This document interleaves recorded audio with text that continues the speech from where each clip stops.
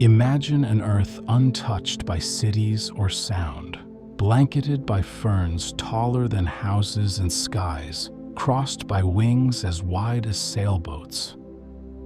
The air is warm and thick with the scent of ancient greenery, and beneath the dense canopies, creatures of unimaginable size move gently through the haze. Some stretch long necks into trees, reaching leaves no other animal can touch. Others, with teeth like scimitars, leave silent footprints in the soft ground. This is a dream of the distant past, a slumbering world of giants that once ruled the land, sky, and sea. Now, imagine yourself drifting slowly across that world, as though floating on a calm current of time. The forests sway with a rhythm older than memory. The sun filters down in dappled beams, lighting bones long buried in the earth, bones that would one day be uncovered by curious hands, measured, cataloged, and brought to life in stories. Some of those stories would find their way into films, books, and bedtime imaginations. And one story in particular would grow louder than most, a story called Jurassic Park. Tonight, we're going to take a sleepy journey through that story and the ancient truths that inspired it. We'll travel from the first dinosaur discoveries in stony English hillsides to the intense fossil feuds of the American West. We'll explore how myths shaped our image of dinosaurs and how science has slowly uncovered the wonder behind the bones. Along the way, we'll visit the gentle intersections where imagination meets reality, where the silver screen met the fossil record, and where fact and fiction softly blend. Welcome to Sleepy Journeys, the podcast designed to lull you into a peaceful slumber with soothing stories through time, places, and ideas. Whether you're winding down after a long day or simply looking for a peaceful escape, you're in the right place. My name's Jack, and I'm so happy to have you here with me. Each night on Sleepy Journeys, we set off together on gentle adventures designed to soothe your mind and ease you into rest. You'll find journeys through history, comforting fairy tales, myths and folklore, the wonders of science, fascinating inventions, inspiring famous figures, music history, and even calm explorations around the world. No matter where your curiosity takes you, there's a dreamy, Sleepy Journeys show for you. Tonight, we're going to embark on a gentle journey through the truth behind Jurassic Park. And just before we fully drift off, if you're enjoying Sleepy Journeys, go ahead and tap follow or subscribe on whatever platform you're joining me on. That way, you won't miss any of our upcoming sleepy adventures. And let us know in the comments where in the world you're listening from and what time it is there. It's always fascinating to see who's joining us. Now, take a deep breath and let's begin. In the quiet countryside of early 19th century England, long before the word dinosaur had ever been spoken, something ancient stirred beneath the surface of the earth. Beneath gently rolling hills and moss-covered stones, the skeletons of forgotten creatures lay waiting in their stony beds, relics from a time unimaginably far removed from chimneys, tea kettles, and cobbled roads. It was in these quiet places, often along riverbanks and quarries, that the first whispers of the great lizards of the past began to reach the ears of curious naturalists. One such place was the cliffs of Lyme Regis on the southern coast of England, where fossil hunters often scoured the rocks for ammonites and marine curiosities to sell to collectors. Among these hunters was a young girl named Mary Anning, whose eyes were sharper than most, and whose patience was as deep as the sea. As she walked the beach after storms, her keen gaze picked out shapes that did not belong: bones, teeth, and eventually entire skeletons. In the early 1800s, she discovered what would later be known as the first ichthyosaurus fossil, a marine reptile from a time before the dawn of mammals. Meanwhile, in Oxfordshire, an English geologist named William Buckland was puzzling over bones dug from a limestone quarry near Stonesfield. They were massive and curved, with textures that reminded him of large lizards, but they were far beyond anything seen in modern reptiles.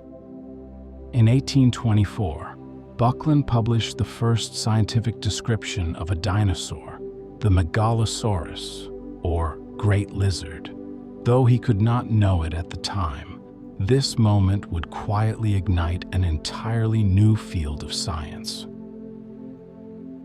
Close behind him was another geologist, Gideon Mantell, who stumbled upon enormous teeth that reminded him of a modern iguana, but again, far larger.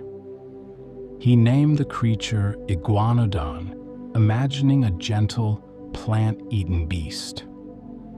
Though their reconstructions were imperfect and filled with guesswork, these early scientists sensed they had found something profound, remnants of a lost age when giants walked the land.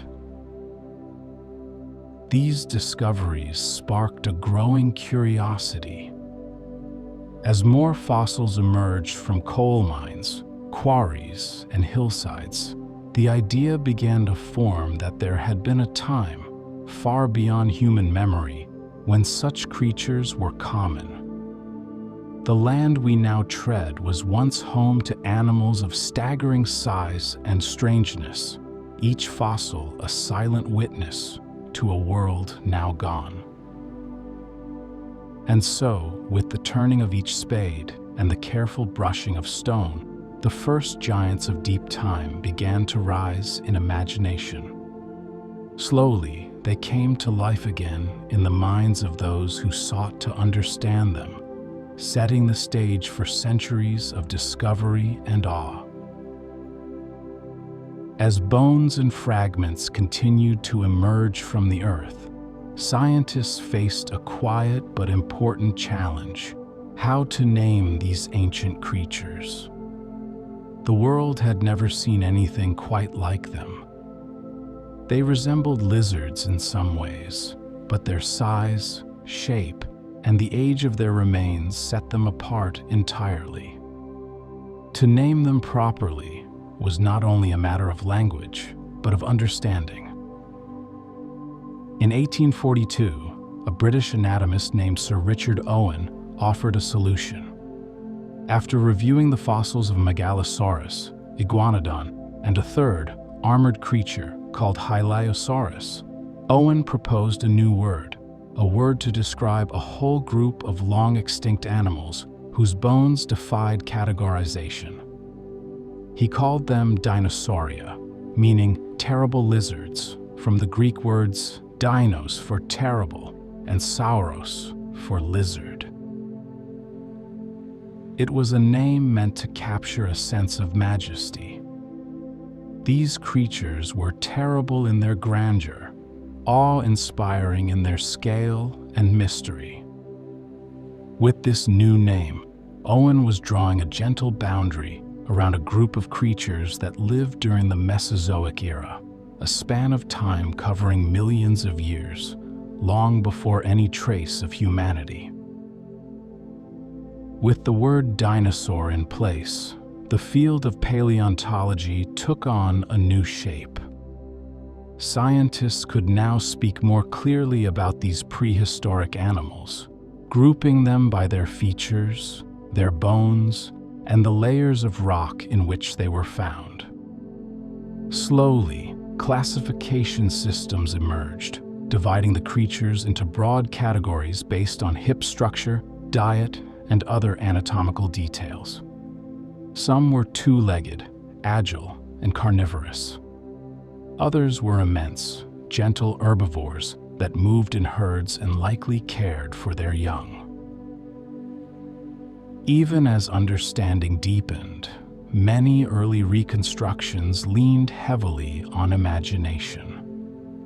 The first public display of iguanodon bones in London's Crystal Palace Park, for example, depicted the creature with its thumb spikes placed like horns on its nose, and its posture more like a lumbering reptile than the elegant biped it's now believed to have been.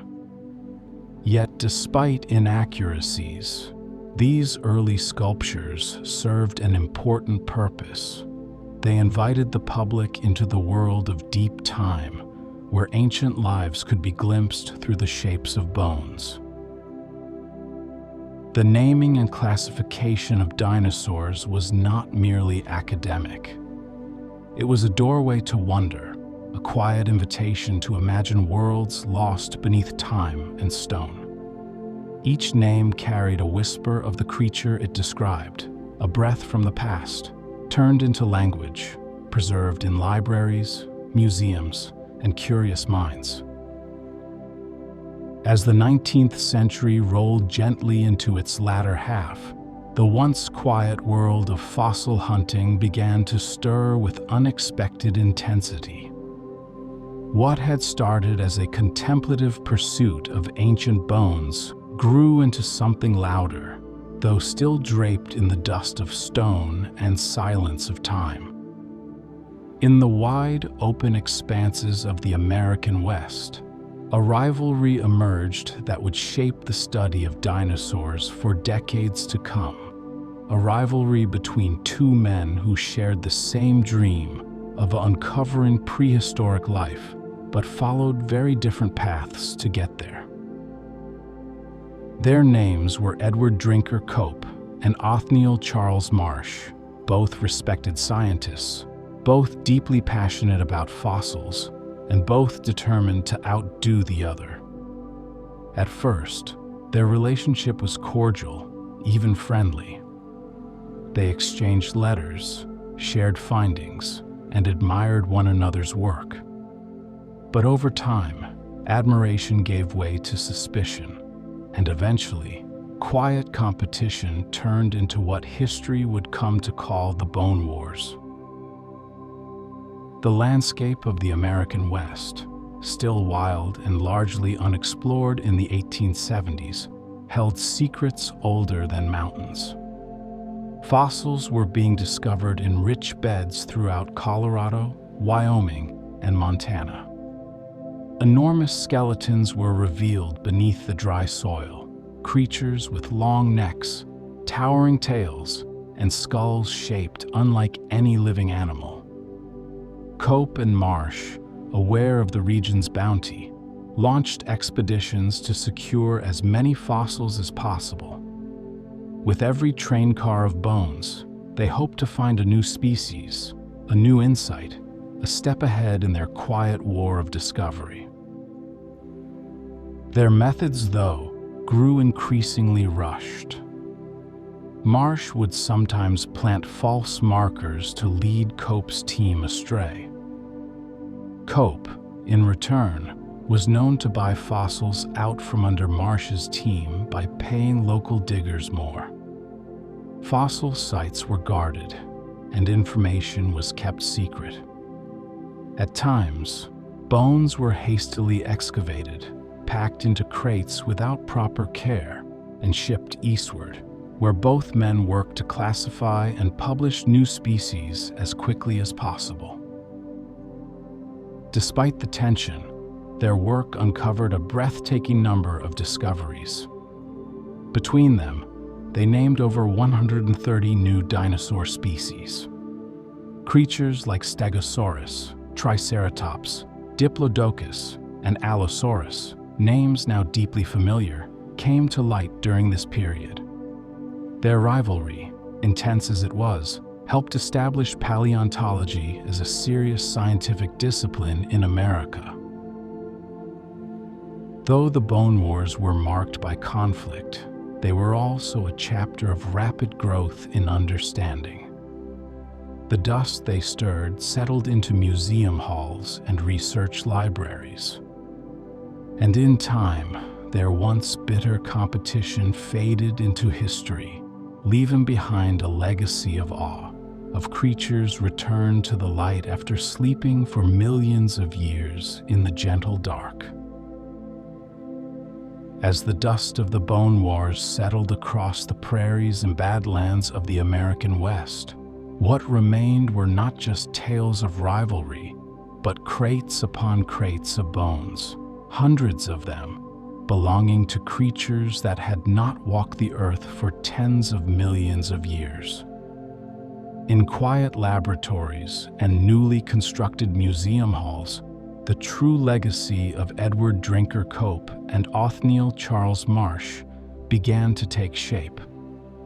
Though their methods were sometimes hurried and their egos large, the bones they uncovered told stories that would enchant scientists and the public alike for generations.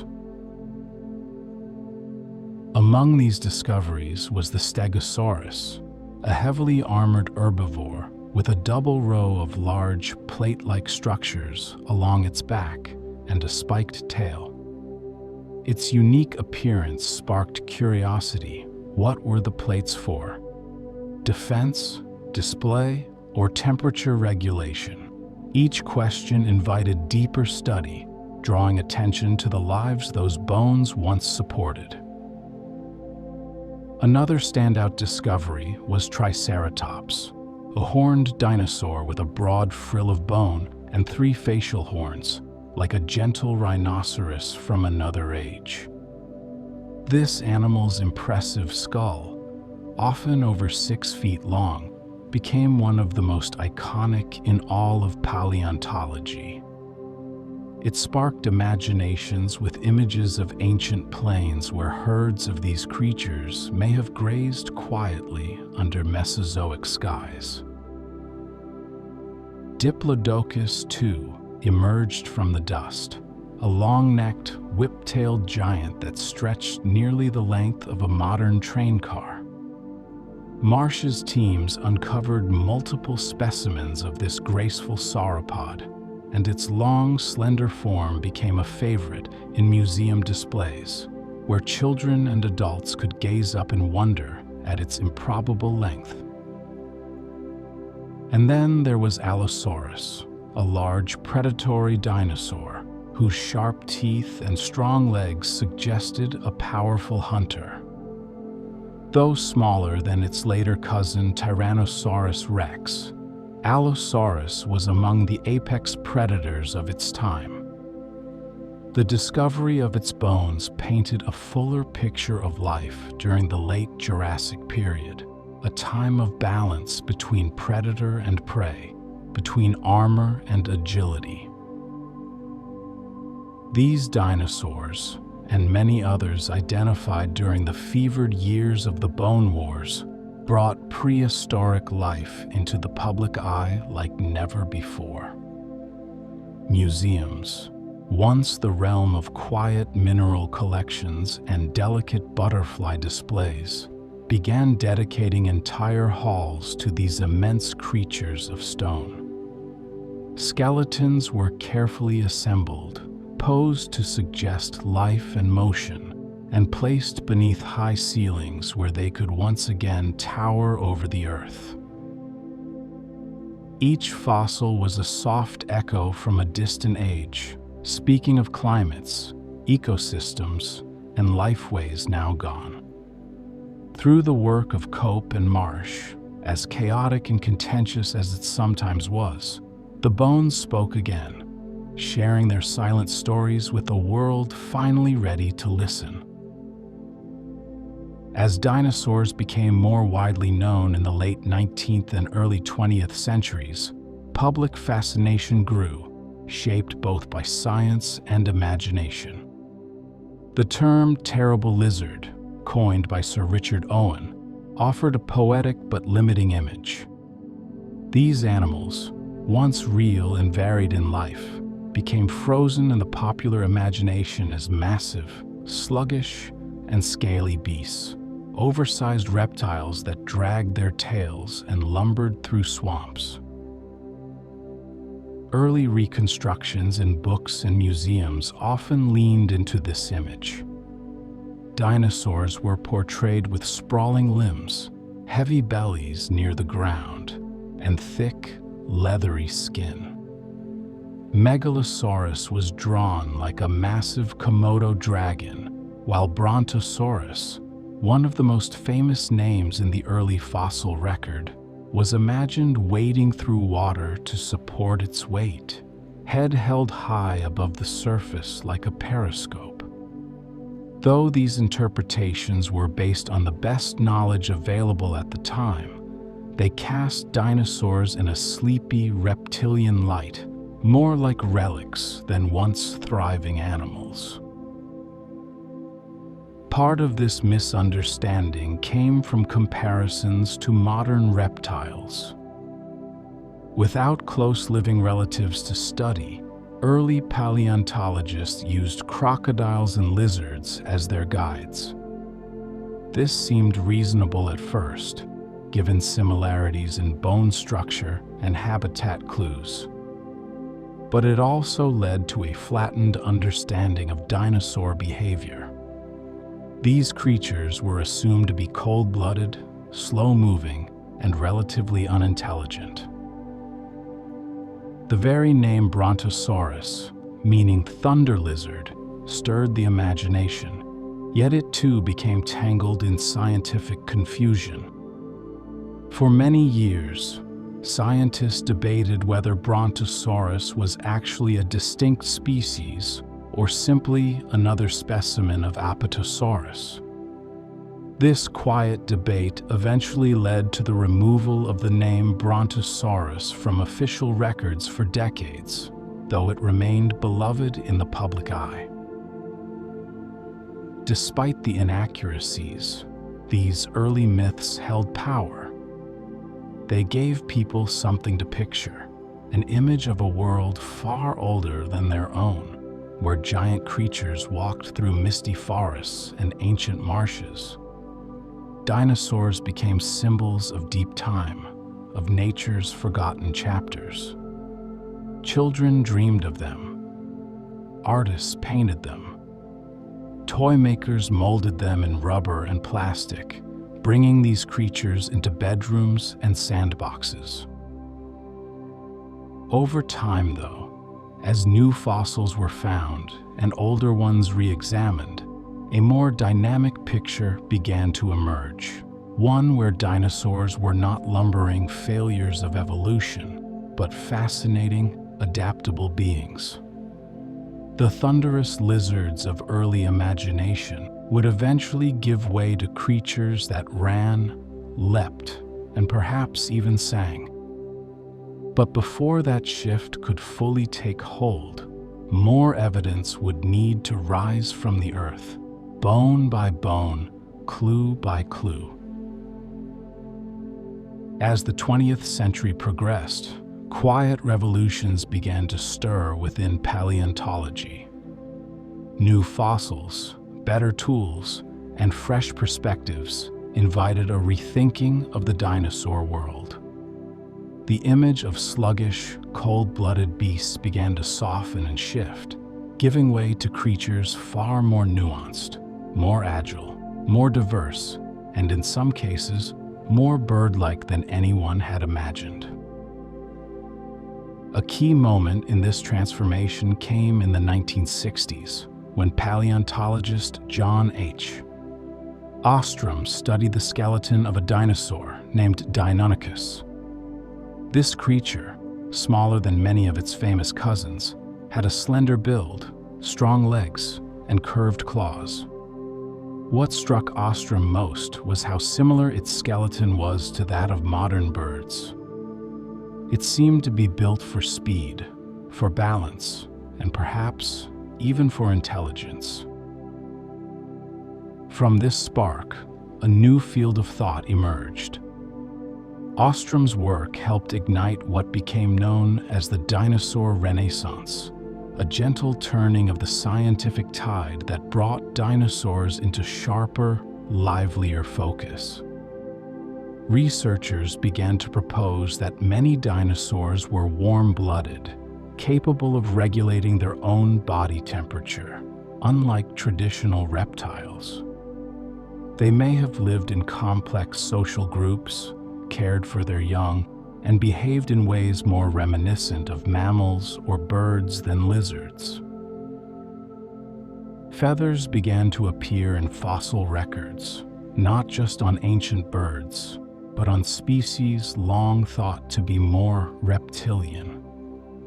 Sites in China yielded exquisitely preserved fossils showing impressions of feather-like filaments on small theropods, the group of dinosaurs that included Velociraptor and Tyrannosaurus.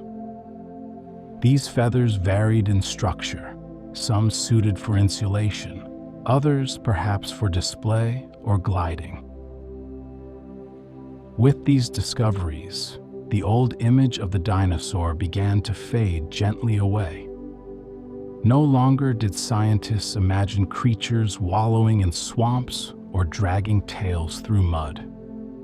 Instead, they envisioned dynamic ecosystems filled with diverse species, some towering and massive, others nimble and quick, many of them adorned with colorful plumes. Even Brontosaurus, long exiled from scientific classification, quietly returned to the conversation. New analysis of its bones suggested subtle differences from Apatosaurus, enough to once again consider it a separate genus. The name Brontosaurus was quietly welcomed back, as a beloved character restored to its rightful place in the story. This shift in understanding brought with it a deeper sense of wonder. Dinosaurs were no longer simply creatures of size and scale, but animals with lives as complex and varied as those we know today. In this new light, they became more real, more vivid, and somehow more dreamlike too. In the late 20th century, as paleontology entered a new era of discovery, so too did storytelling.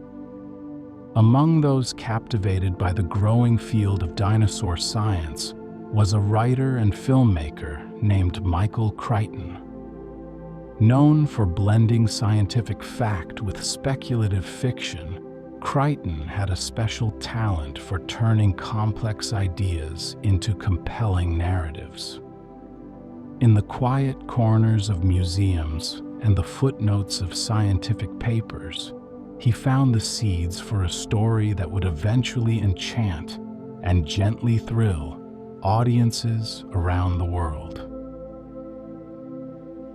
Crichton's inspiration for Jurassic Park took root in the emerging field of genetic engineering.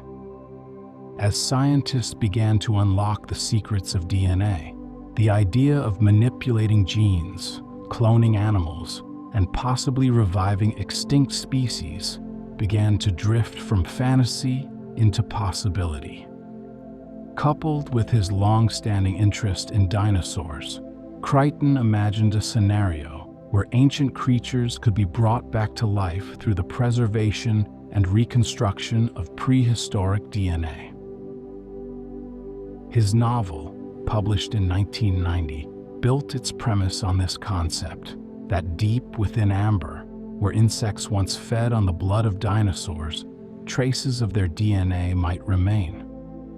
If such DNA could be recovered, sequenced, and corrected using modern technology, it might be possible to recreate the animals that once walked the earth. In the book, a wealthy entrepreneur funds this audacious project and builds a theme park, not unlike a zoo, where cloned dinosaurs live and move behind electric fences and automated systems. Crichton's writing was grounded in real science, but it also stretched into the imaginative. He drew from current research, referencing paleontologists like Jack Horner, whose studies of dinosaur nesting behavior and bird-like traits influenced many of the ideas in the book. He explored the ethical questions of cloning, the unpredictability of complex systems, and the delicate balance between discovery and control. While the story carried suspense and moments of tension, it also sparked a deep sense of wonder. Readers were not only drawn to the excitement of living dinosaurs, but to the quiet beauty of the idea of stepping into a world where something once lost had been found again. The novel offered more than spectacle. It offered a chance to consider how the past might touch the present, how science might open doors to the dreams of childhood and the caution of maturity. Through his carefully crafted narrative, Crichton gave the ancient bones a new kind of life in the minds of readers who, for a few pages or a few hours, could imagine walking among giants. Just a few years after Michael Crichton's novel found its place on bookshelves, the story of Jurassic Park made its way to the silver screen. In the hands of director Steven Spielberg, the tale transformed from printed page to cinematic experience, one that would forever shape how millions around the world imagined dinosaurs. Released in 1993, the film version of Jurassic Park was crafted with meticulous care and a deep sense of wonder. Spielberg, already known for creating timeless cinematic worlds, approached the story with reverence for both its scientific roots and its imaginative power. He understood that the heart of Jurassic Park was not just the thrill of prehistoric predators, but the quiet awe of seeing life long extinct creatures rise again before human eyes. To bring dinosaurs to life, the production combined groundbreaking techniques. Until then, most creatures in films were created using stop-motion animation or practical puppetry. For Jurassic Park, a new blend was introduced: detailed animatronic models built by Stan Winston's team, paired with computer-generated imagery developed by Industrial Light and Magic. The result was astonishingly lifelike. Dinosaurs moved with weight, breathed with subtle rhythm, and responded to their environment in ways that felt quietly believable. Among the most iconic scenes was the gentle reveal of the Brachiosaurus, a towering, long-necked herbivore that rose calmly among trees, its movements slow and graceful. The characters in the film, and audiences around the world, watched with wide eyes as it stepped forward, reaching into the foliage with serene purpose. In that moment, the film invited a kind of collective pause, a deep breath shared by viewers, young and old. Spielberg's adaptation stayed true to much of Crichton's vision, though it softened some elements for tone and pacing. It also introduced its own interpretations, especially in its depiction of certain species. Velociraptors, for example, were portrayed as larger, more coordinated, and more cunning than their real-life counterparts likely were, a choice that heightened drama while sparking decades of paleontological debate. Yet even with its fictional liberties, the film did something quietly remarkable. It ignited global interest in paleontology. Museums reported record attendance. Children became fascinated by dinosaurs, eager to learn names, behaviors, and habitats. Fossils, once quiet objects behind glass, seem to shimmer with new life. The film's musical score, composed by John Williams, added to the sense of wonder. Softly swelling strings accompanied each reveal, guiding viewers into awe. Even the film's moments of tension were framed within the broader theme of nature's power, something to respect and understand. In blending science with storytelling, Spielberg's Jurassic Park offered a gentle reminder that the past is never truly gone, and that with care, curiosity, and imagination, we can glimpse its echoes in the present. Among all the dinosaurs brought to life in Jurassic Park, none left quite the same impression as the velociraptors. Sleek, intelligent, and eerily silent in their approach, these creatures became icons of cinematic suspense. Yet beneath the dramatic portrayal lies a gentle truth. The real velociraptor was both more modest in stature and equally fascinating in its own right.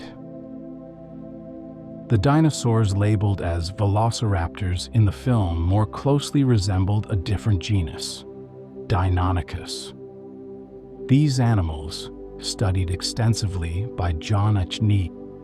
Ostrom in the 1960s, were larger and more fearsome than the true velociraptor, which stood about knee-high to an adult human and was roughly the size of a turkey. The film's version was scaled up for visual impact, drawing from Deinonychus in both size and posture, yet retaining the more dramatic name Velociraptor for its sharper edge. In reality, velociraptors lived during the late Cretaceous period, around 75 million years ago, and their fossils have been primarily found in what is now Mongolia. Their bones suggest they were fast, lightweight, and agile, built for pursuit, with curved claws on each foot and a stiffened tail for balance. Their skulls housed relatively large brains for their size, and their keen senses of sight and smell likely made them effective hunters. One of the most transformative findings about velociraptors came in the early 2000s, when paleontologists discovered quill knobs, small bumpy structures on a fossilized forearm bone that indicate the presence of feathers. This finding added to the growing body of evidence that many theropod dinosaurs were feathered, and that velociraptors were more bird-like in appearance than the reptilian forms seen in earlier depictions. Far from diminishing their appeal, these feathered traits added richness to our understanding. Rather than scaled predators from nightmares, velociraptors became part of the evolutionary bridge that connects dinosaurs to modern birds. Their feathers may have been used for insulation, display, or even rudimentary flight in their ancestors. These were clever, complex creatures that once moved through ancient forests and deserts with quiet precision. The cinematic portrayal of velociraptors, while dramatically heightened, helped spark new waves of interest in their real counterparts. Children learned their names, museums set up dedicated exhibits, and new generations of paleontologists stepped forward, eager to learn more. Through both fact and fiction, these creatures re-entered the world's imagination, allowing their legacy to stretch gently into our dreams and our learning alike. One of the most intriguing ideas at the heart of Jurassic Park is the possibility of cloning dinosaurs. The concept feels both ancient and futuristic. The idea that fragments of DNA, preserved across the vastness of time, could be pieced back together to recreate animals long lost to the world. It's a thought that stirs wonder and curiosity. Could science truly bring back the dinosaurs? In the film, this possibility is made real through the preservation of dinosaur DNA inside ancient amber. Mosquitoes, it's said, once fed on dinosaurs and became trapped in tree resin, which hardened into amber over millions of years. From the blood inside these fossilized insects, scientists extract genetic material and use modern biotechnology to rebuild extinct genomes. This idea, while beautifully imaginative, is more fiction than science. DNA, like all organic molecules, breaks down over time. Even under ideal conditions, such as being sealed in amber, genetic material degrades into fragments far too small and incomplete to reconstruct an entire genome.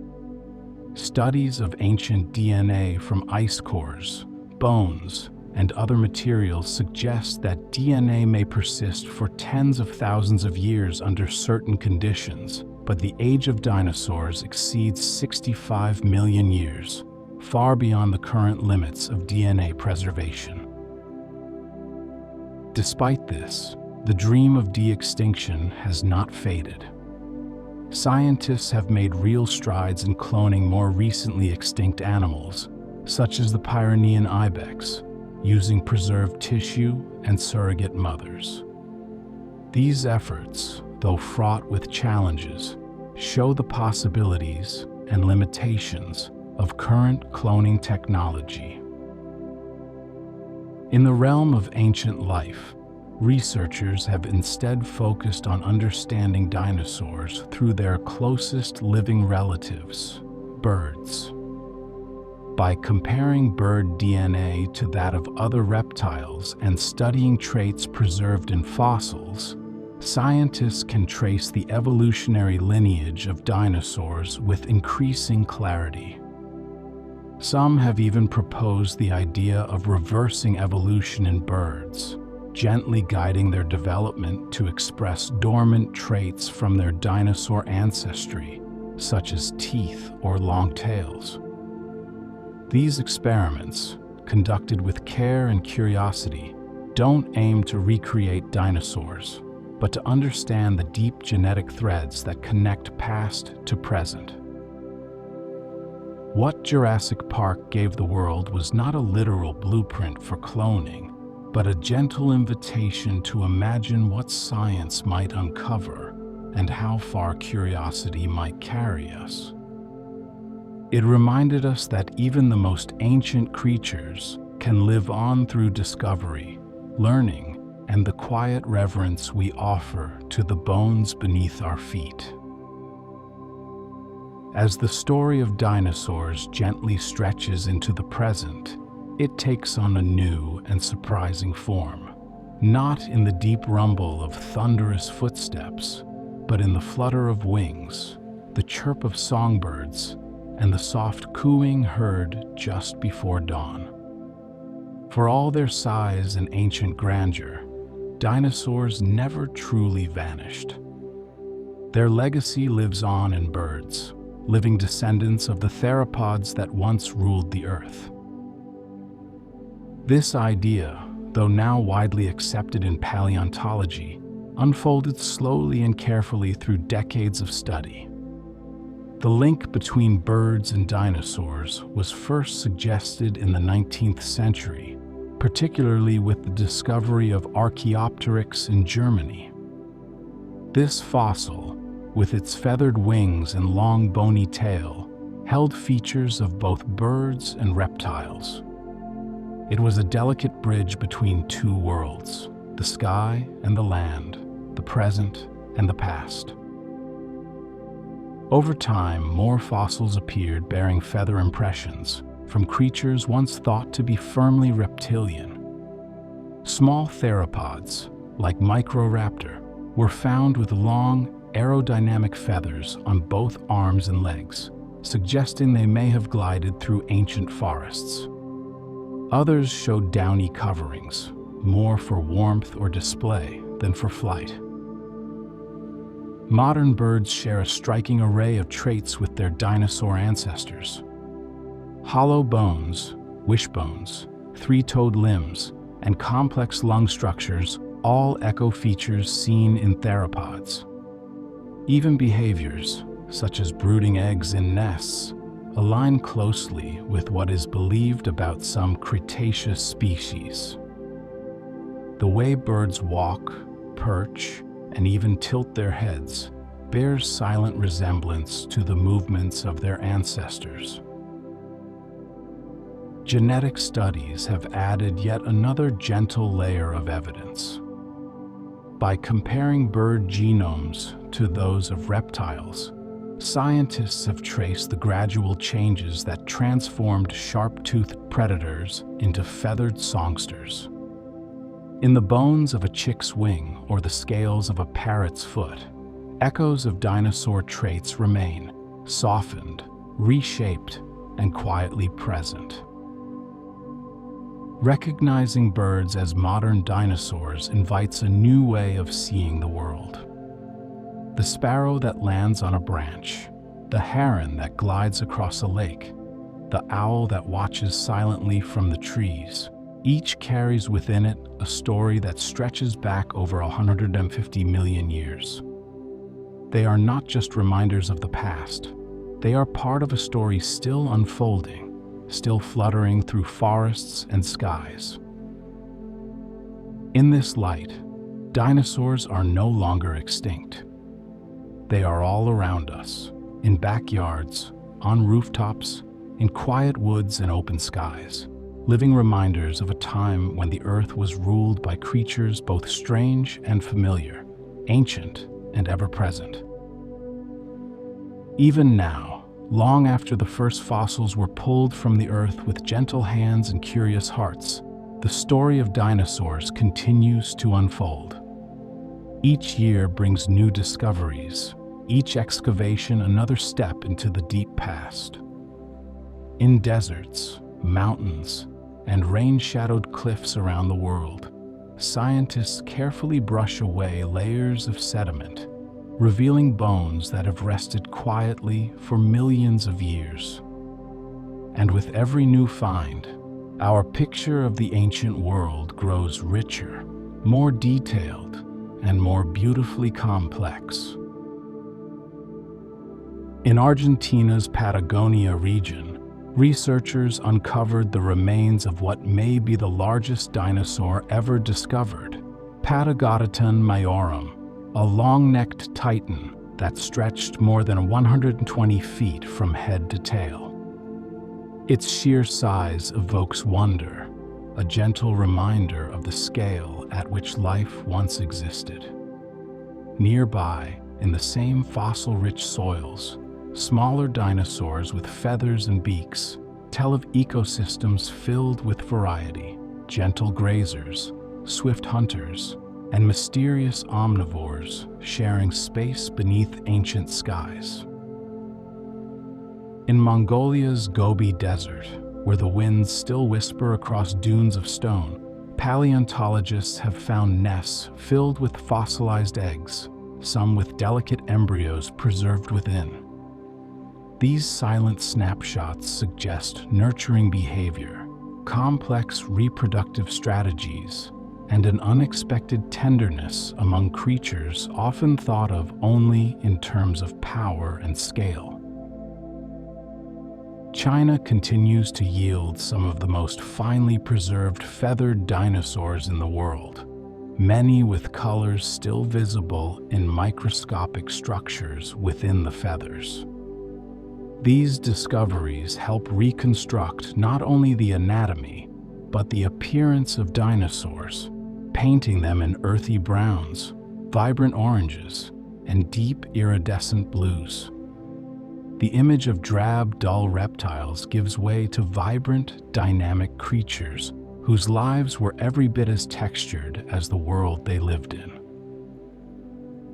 Even beneath the oceans, scientists are discovering fossils of marine reptiles, creatures like Mosasaurus and Plesiosaurus, cousins of the dinosaurs that swam through ancient seas. And in ancient lake beds, small footprints and leaf impressions offer quiet evidence of the environments these animals once called home. Back in laboratories and universities, CT scans and 3D printing allow scientists to peer into fossils without damaging them. Digital reconstructions make it possible to model muscle structure, movement, and even breathing patterns. These tools, paired with a spirit of thoughtful inquiry, bring new life to old bones, gently guiding our understanding forward. The field of paleontology remains one of wonder, a science where every discovery is an act of remembrance, a soft voice calling across the ages.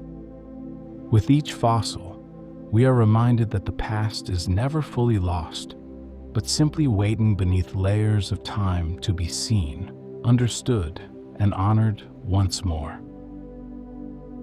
Now, as we leave behind the fossil beds and gentle silhouettes of ancient creatures, we return slowly to the quiet comfort of the present moment.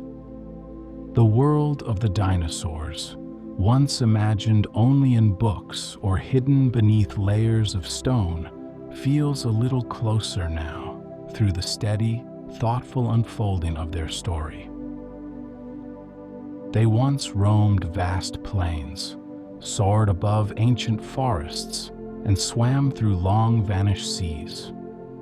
Their bones, scattered and sleeping in stone, whispered their presence until careful hands brought them into the light.